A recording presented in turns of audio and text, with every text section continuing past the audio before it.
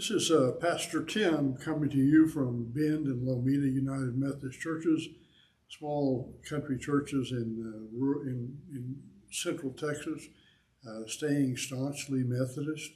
We're doing a podcast on the Bible. We started out with the great themes of the Bible, and then we have gone to some of the individual books and some of the things that are in the Bible. We've gone through the Hebrew Bible, the Old Testament, talking about the Torah and the prophets and the wisdom literature. And you might want to go back and look at some of that content. Now we're going to move forward into the Christian Bible, the New Testament. It's not really new. It's an extension of the Old Testament. We believe that the Old Testament is still valid. God spoke then, and so that those testimonies are valid and helpful. Many of the stories of the Bible are great stories that can inspire our faith and lead us. But we believe that as Christians that Jesus was the fulfillment of the prophecy that many of the Old Testament prophets had predicted, that he was the Messiah, the Son of God. The primary proof is in that people experience Jesus and they experience the presence of God. So they felt something very different than any other human beings, and that persisted through 2,000 years now. So we believe that the New Testament begins to talk about the new light that Jesus brings into the world. The Hebrews, the Jewish people, did not believe that he was the Messiah. Part is understandable because many of the predictions that the prophets made about the Savior didn't come true. He didn't come in and put down all the other world governments. He didn't establish Israel as the center of the world. He didn't establish Israel as the dominant power in the world.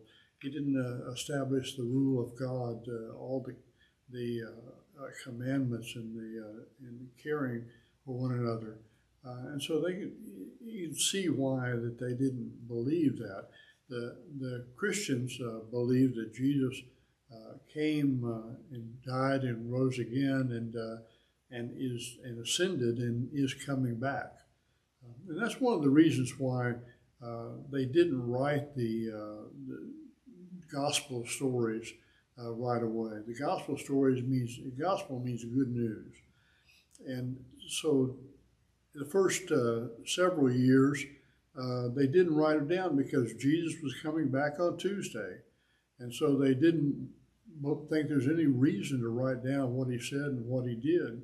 But as time went on and the return of Jesus was delayed, they began to collect stories.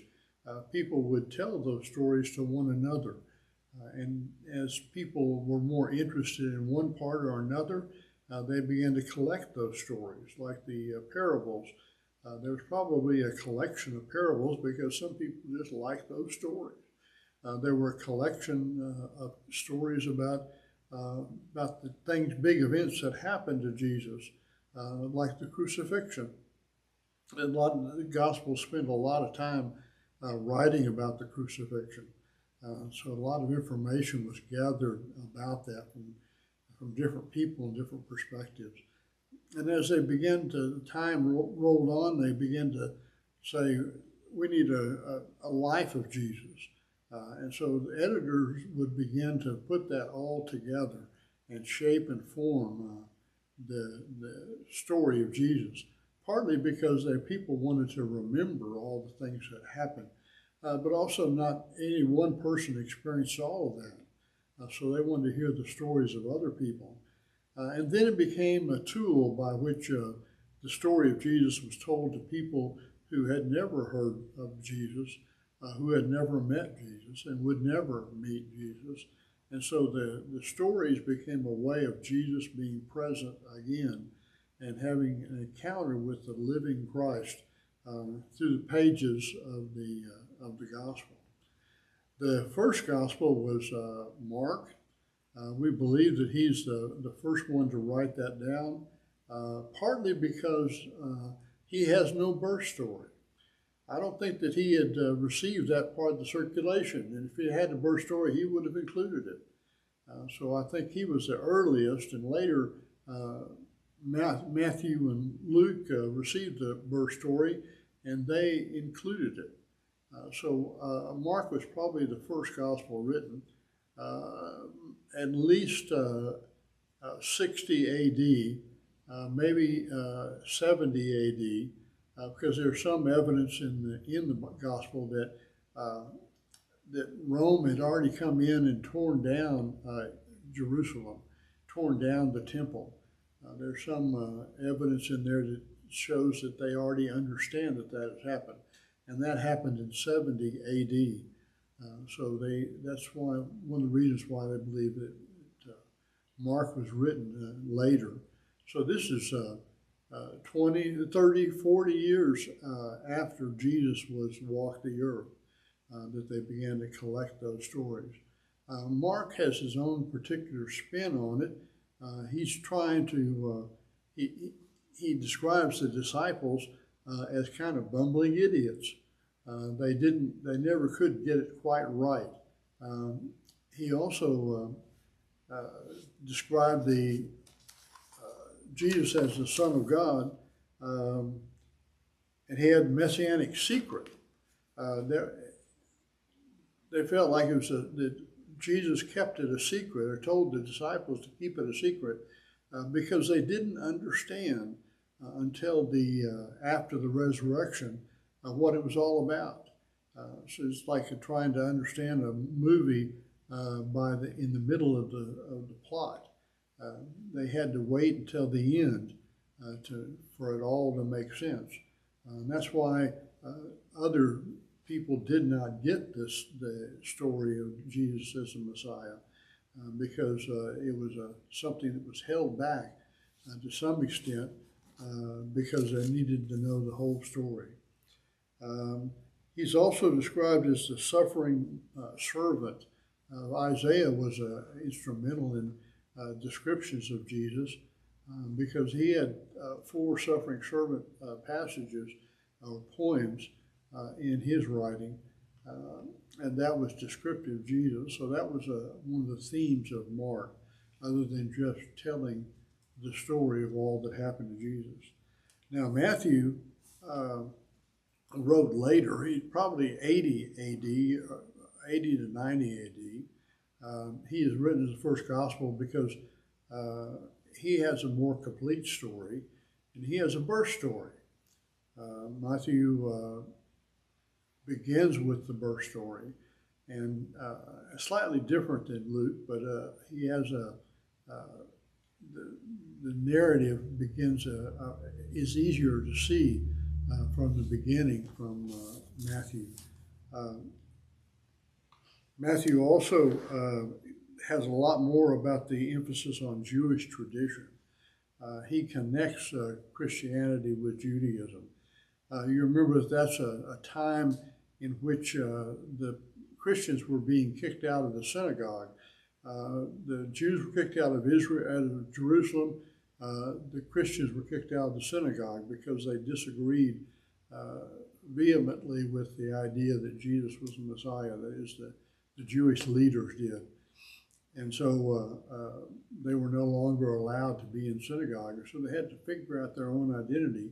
But Matthew still wanted to connect with the Old Testament, with the Hebrew Bible, with the prophecies and predictions about Jesus, and to show that he was the Messiah.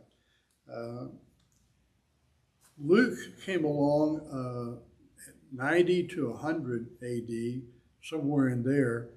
He has read the Matthew and Mark.